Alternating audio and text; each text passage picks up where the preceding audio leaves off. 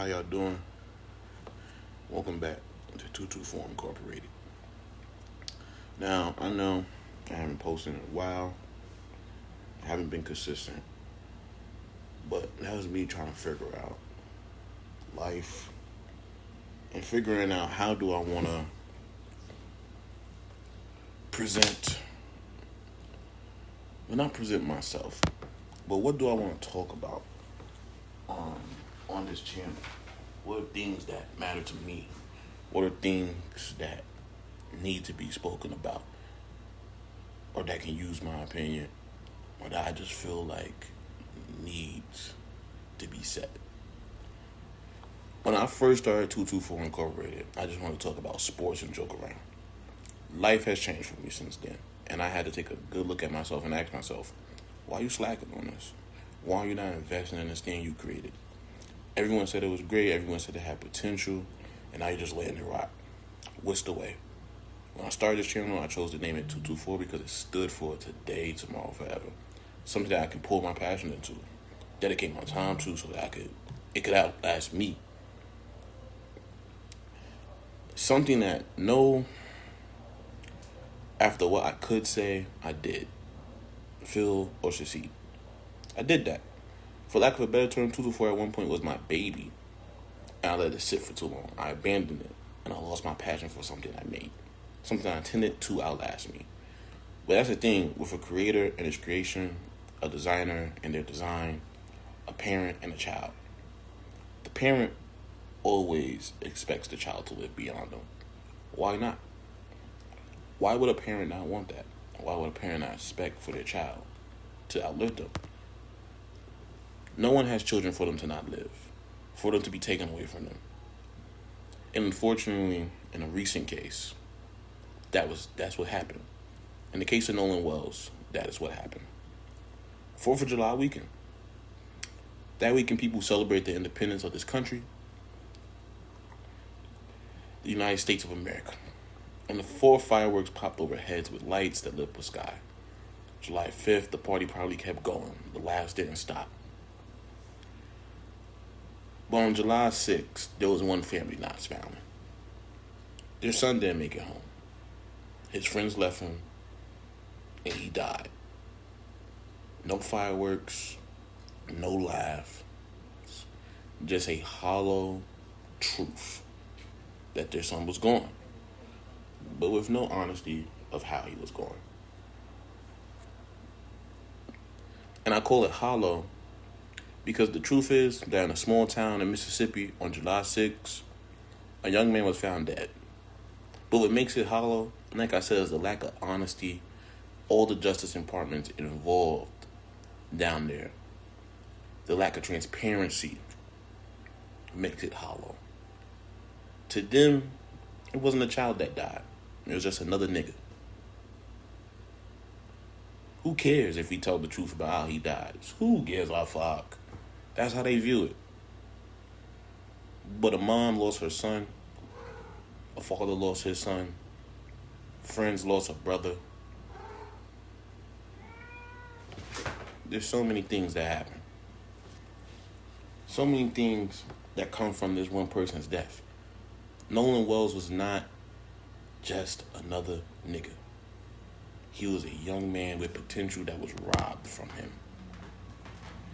And before I dive deeper into his case, I just want to make this clear again.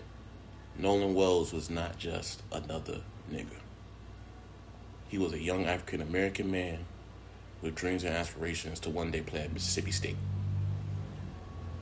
He was going to begin his path to those goals, started at Mississippi State Community College, where he'll hope to perform well and transfer to Mississippi State. He was not a follower. He was not a mean-spirited kid. And he was not disliked in his community. From all accounts, from other players, friends, his coach, his teachers, and his parents, he was a quiet leader. A young man whose actions spoke louder than his words, and who was naturally looked at by younger talent on the team to lead them and guide them. He was a welcoming voice in the locker room, a welcoming presence, and someone that you can depend on. He was a standout football player. He was a two-time All-Region wide receiver at Ocean Springs High School, which allowed him to commit to Southwest Mississippi Community College. He was a playmaker and a selfless teammate. Younger players said he was the first people to introduce himself and make them feel included. Coaches said he made friends across different groups on campus and never met a stranger. A kind and humble soul. Repeatedly emphasized that he treated everyone with respect. He worked hard and he carried himself with humility. A peacemaker. His parents said he disliked conflict, and wanted everyone to get along. They described him as someone who would lift people up rather than argue or fight. By all accounts, he wasn't someone who sought attention. He was dependable, positive, and approachable. You can check on him, he would check on you. He would brighten your room and never leave you in a dark state. And he always put people ahead of himself. His coach, Coach Les George, said Nolan was the type of player who would stop by just to ask, "Coach, how are you doing?" Because he genuinely cared about other people. This was a young man admired by mentors and peers alike, on the right path, full of hope, full of potential, that was stolen from him. That this world did not get to feel. His impact, in the sight of every next achievement that his parents were robbed of. That's who Nolan Wells is. This young man should be remembered as a young man whose potential was robbed from him, who was taken away from his family, and who should still be here right now. But we are still here, and it is now July 25th. This family has not gotten answers for how their son has passed. It's been 21 days. It's been essentially 3 weeks. This family still has not gotten a clear answer on how their son has passed. For someone so loved and admired, for someone that was so respected, why can the parents in that town not get the same respect to get the truth about what happened to their son on Horn Island on July 4th weekend?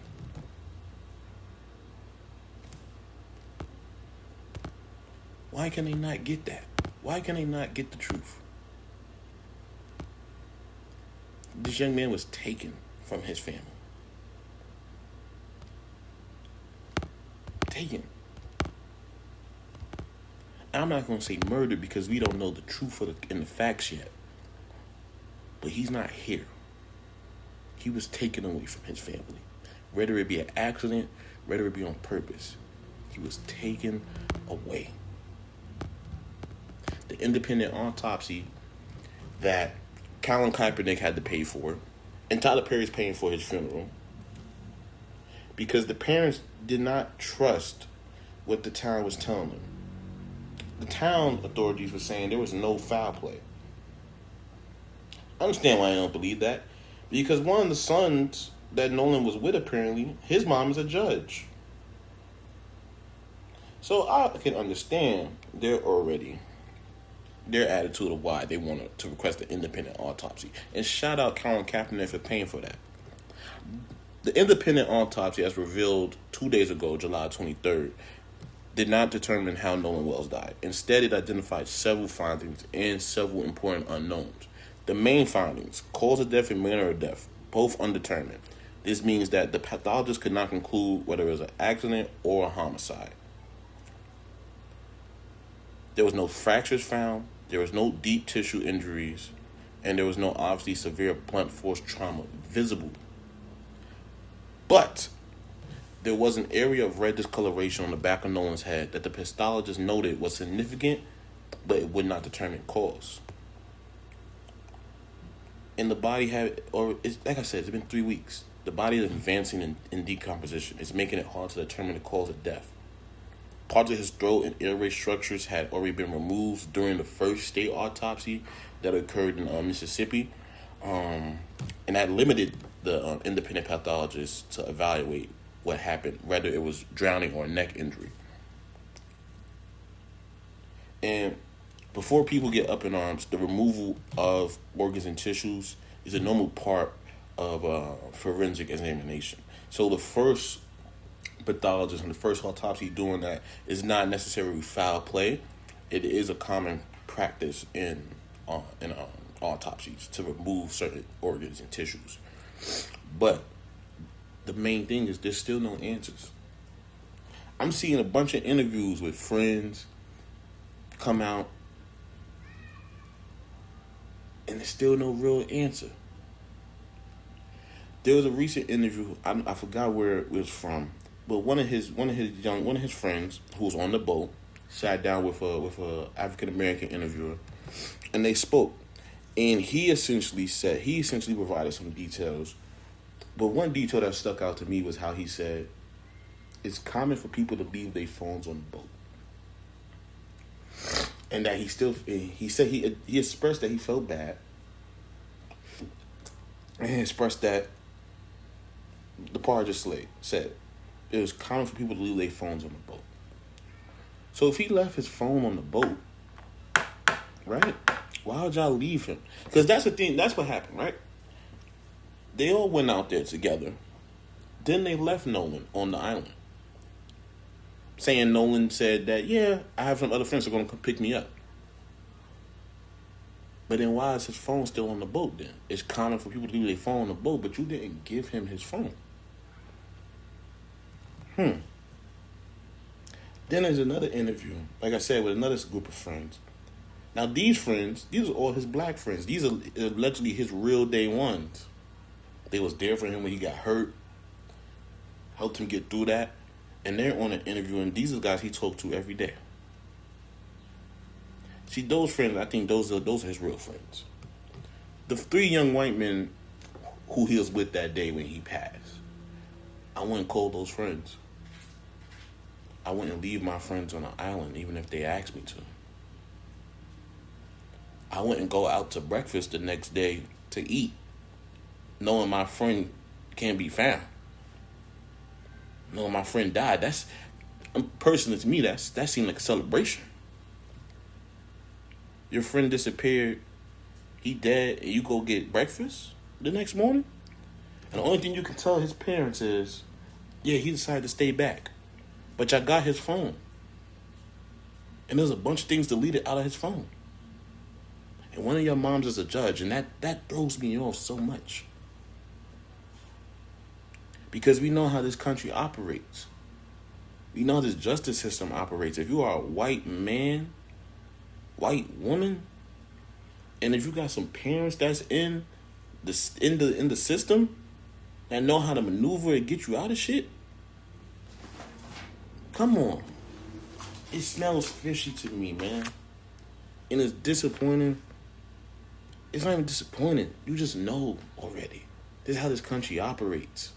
This is how it goes.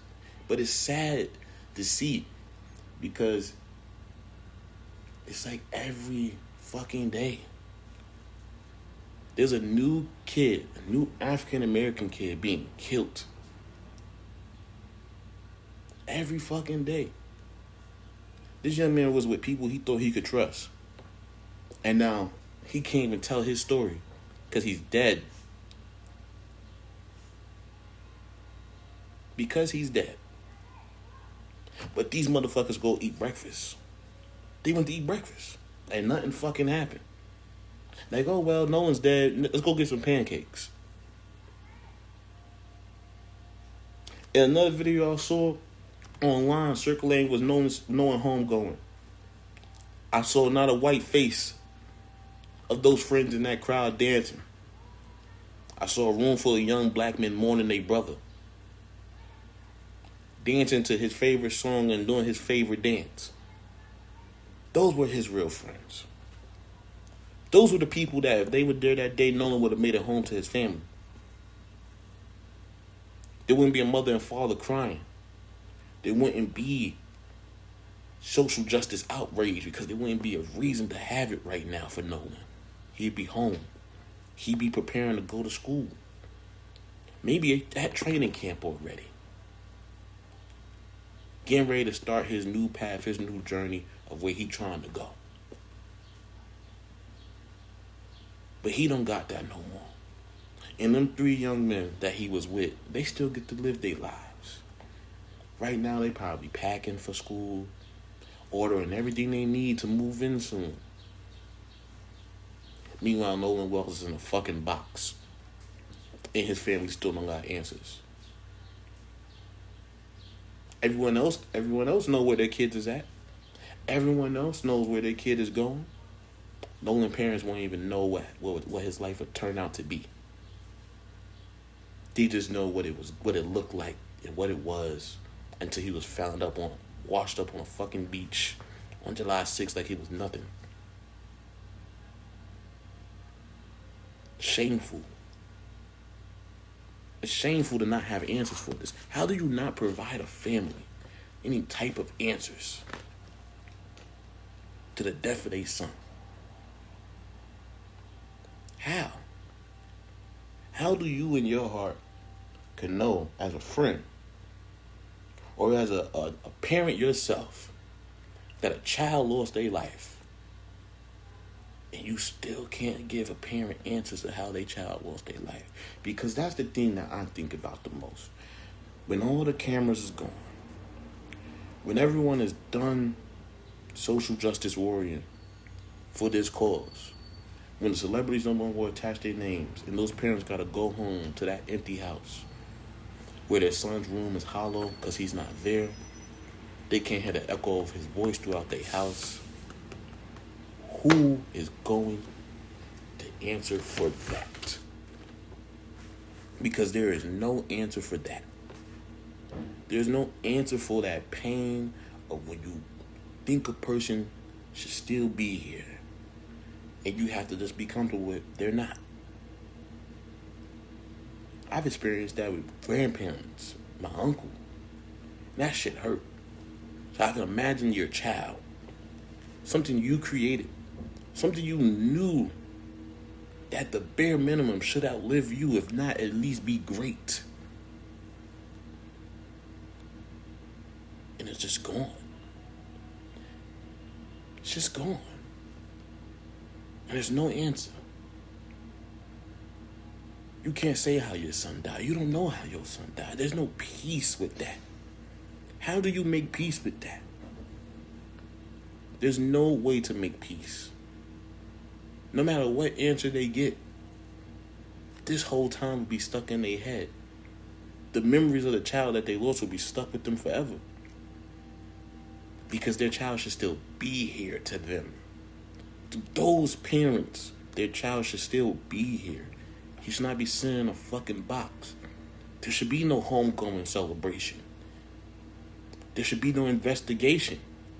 He should just be home. End the story. So all this lack of evidence, this lack of providing answers, it's sickening.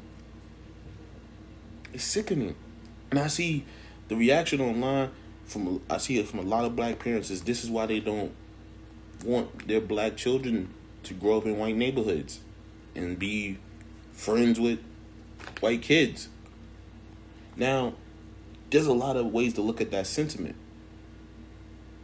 Historically, unfortunately, when it came to one black person in a group of white people, so it turns out bad. Son always happens.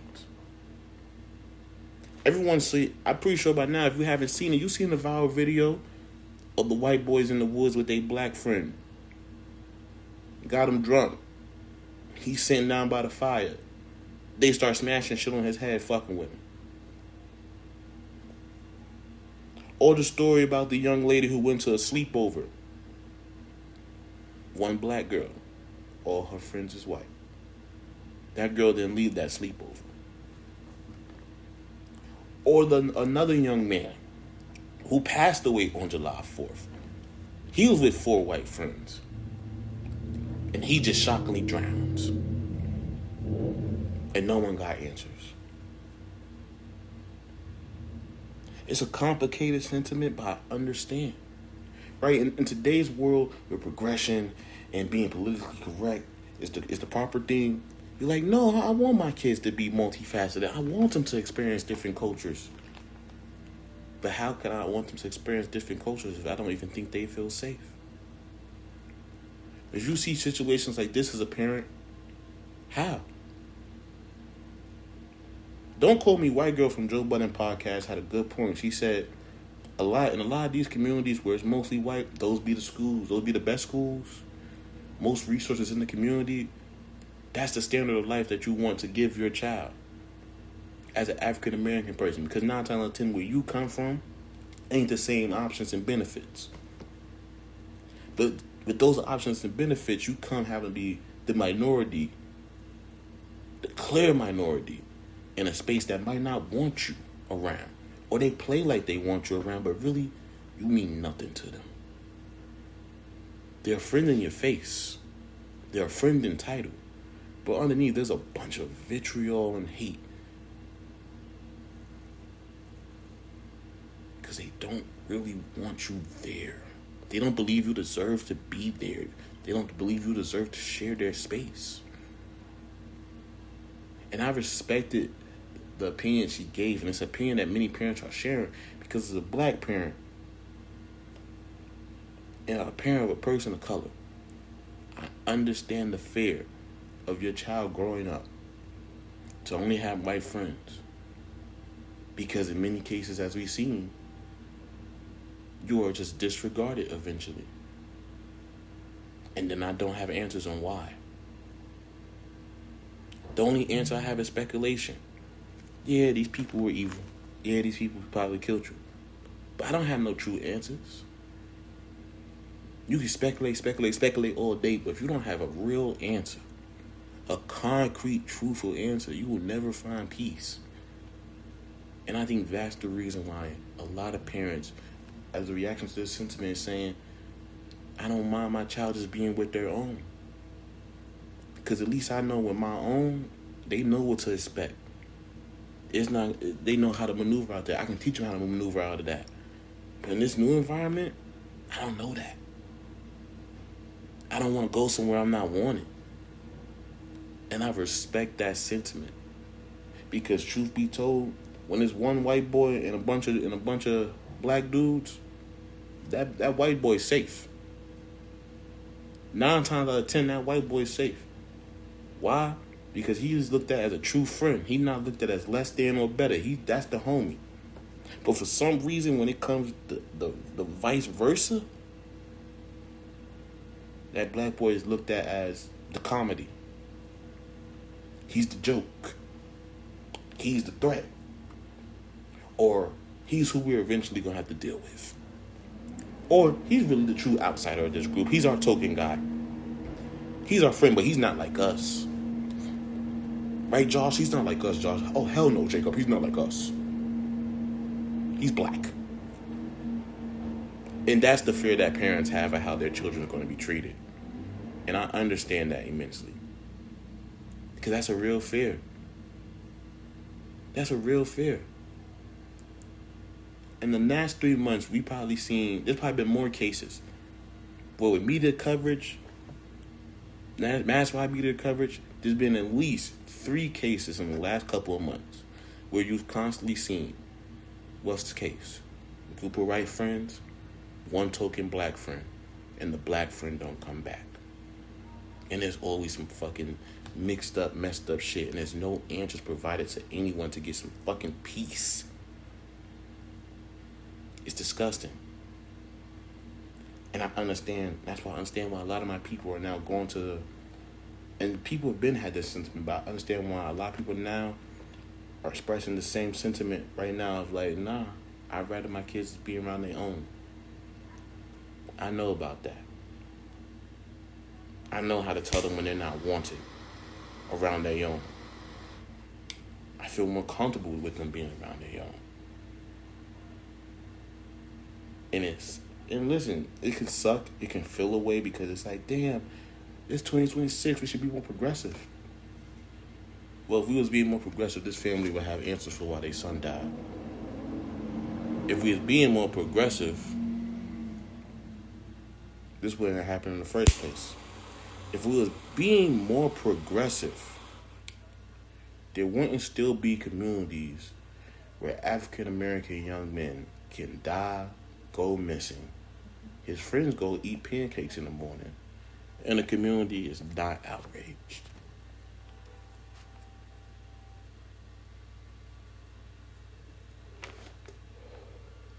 You know, it reminds me of how when you look at back in the day during Reconstruction and Civil Rights era, white people used to do the same shit. They just didn't call them your friend first. They called you a nigga. They found you. They hung your ass. Then they went and go get some brunch after. It's called a picnic. Don't leave me. Look it up.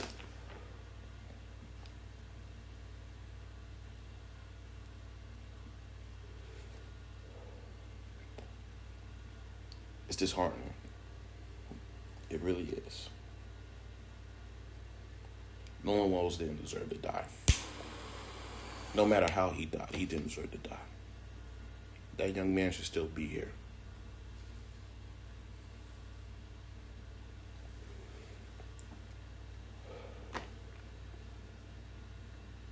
So the question I ask is, to end this episode, the question that I ask is, right? As a country, where do we go from here? As a black community, where do we go from here?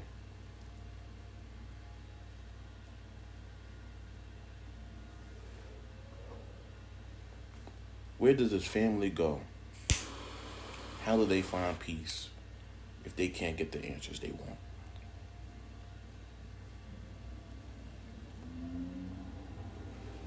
If it comes back that there was foul play, who will be punished? Will there be justice? And the sad part, to me, I don't believe there's any answer. The answer to all those questions, I don't believe there's going to be one positive result. This country will move on like it always moves on when a young black man or a young black woman dies. The black community will stay resilient, we'll stay strong, we'll protest, and we'll keep trying to fight for justice till we can't no more.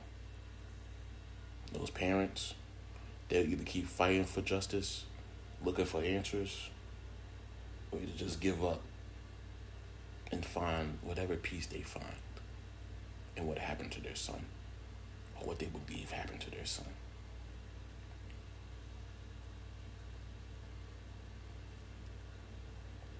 Because truth be told, in this country, it's unfortunately the norm. And I've gotten used to the norm. I don't see it get better today. I don't see it get better tomorrow. But something tells me it's not going to be the same forever. That's all I got for you guys. 224 out. I'll catch you on the flip.